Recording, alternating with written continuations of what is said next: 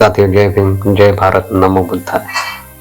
साथियों, डॉक्टर बाबा साहब अम्बेडकर के समय में सिर्फ रेडियो का आविष्कार हुआ था।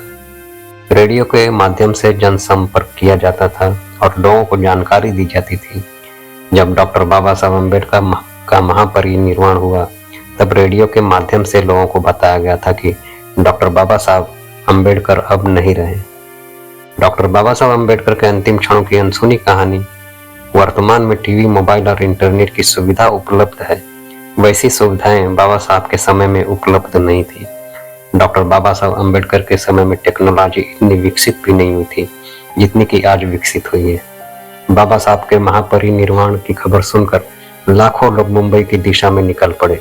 जो वाहन, जो साधन मिला, जिन्हें नहीं मिला वह पैदल ही चलकर निकल पड़े, तो कोई बैलगाड़ी लेकर मुंबई में पहुंच गए तथा गत बुद्ध के महापरिनिर्वाण के बाद जैसे भिक्षुगण शोक सागर में डूबे थे, बिल्कुल वैसे ही डॉक्टर बाबा साहब अम्बेडकर के महापरिनिर्वाण के बाद उनके लाखों करोड़ों अनुयायी शोक सागर में डूब गए।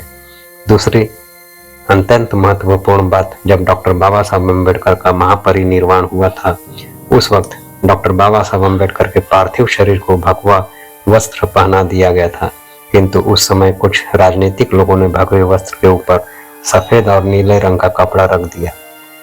डॉक्टर बाबा साहब अम्बेडकर ने माता रमाई के निर्वाण के बाद चीवर वस्त्र पहने थे और उन्होंने यह प्रण लिया था कि आगे की जिंदगी बौद्ध धर्म के प्रचार और प्रसार के लिए व्यतीत करेंगे। बाबा साहब अम्बेडकर का भगवे वस्त्र तथा तथागत बुद्ध के प्रति लगाव सामने आता है। डॉक्टर बाबा साहब अम्बेडकर ने अपने संपूर्ण जीवन में संपत्ति का इस्तेमाल कभी निजी कार्य के लिए नहीं किया, बल्कि उन्होंने हमेशा अपने समाज के उन्नति के लिए निरंतर संघर्ष किया।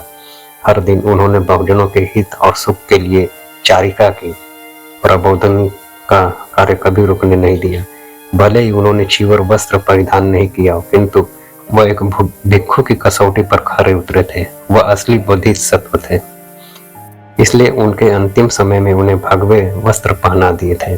कुछ राजनीतिक दलों ने अब तक यह बात हमसे छुपाई है। यदि डॉक्टर बाबा साहब अम्बेडकर का भव्य वस्त्र और तथागत बुद्धा के प्रति लगाव सामने आता है, तो निश्चित ही इसका संपूर्ण भारतीय लोगों पर सकारात्मक असर होगा। इसलिए यह बात अब तक हमसे छुपाई गई। और जो नीले और भगवे रंग को लेकर जो राजनीति दिखाई देती है, वह राजनीति कभी नहीं दिखती और नहीं भाई भाई में झगड़े होते। लोग भाईचारे को अपनाते और सबसे खास बात, लोग बुद्धिज्म के प्रचार और प्रसार का कार्य तेजी से करते। आज भी डॉक्टर बाबा साहब अम्बेडकर को अभिवादन करने के लिए लाखों लोग चैत्य भूमि में आते हैं, क्योंकि डॉक्टर बाबा साहब अम्बेडकर की बदौलत यहाँ के अस्पृश्य समुदाय के लोगों ने तरक्की का वह मुकाम पाया है जिसमें बाबा साहब का त्याग और संघर्ष शामिल है।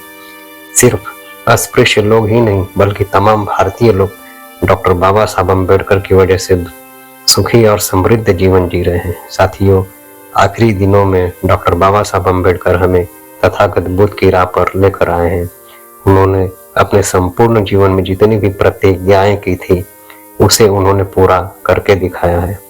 इतना ही नहीं, बल्कि डॉक्टर बाबा साहब अम्बेडकर अक्टूबर 1956 के बाद दिसंबर 1956 में मुंबई में सबसे बड़ा धर्मांतरण का कार्यक्रम करने वाले थे। उससे पहले डॉक्टर बाबा साहब अम्बेडकर का महापरिनिर्वाण हुआ। डॉक्टर बाबा साहब अम्बेडकर ने अपने अंतिम क्षणों में बौद्ध धर्म के प्रचार प्रसार का कार्य शुरू किया था। यही कार्य तमाम बौद्ध अनुयायियों को करना होगा। बाबा साहब ने कहा था कि तथागत बुद्ध का इतिहास ही भारत का असली इतिहास है, बाकी सब मिथक है। इसलिए डॉक्टर बाबा साहब अम्बेडकर ने बौद्ध धर्म के प्रचार और प्रसार के लिए अपने अनुयायियों को जितनी भी बातें कही है, उन सभी बातों पर बुद्धिस्ट लोगों में अमल करना चाहिए। सही मायने में यही डॉक्टर बाबा साहब अम्बेडकर को असली अभिवादन होगा और सच्चा श्रद्धांजलि साबित होगा। जय भीम, नमो बुद्धाय।